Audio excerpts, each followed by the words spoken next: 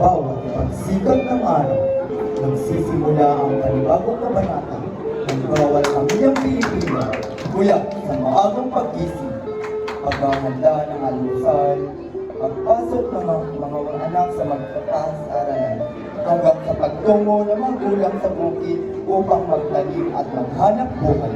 Ito ang kwento ng sipag, pagmamahalan at pag-asa. Ito ang kwento ng pamilyang Pilipino.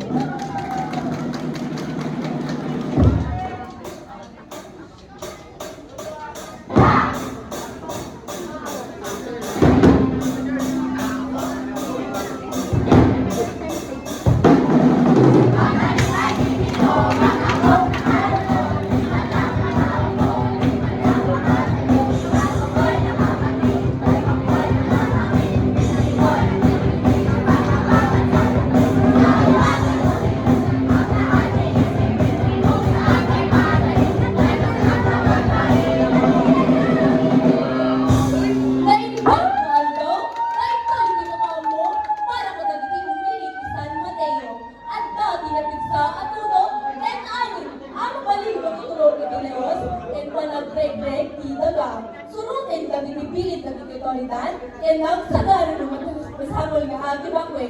Ang yaman, ang talinain na ang natalgin.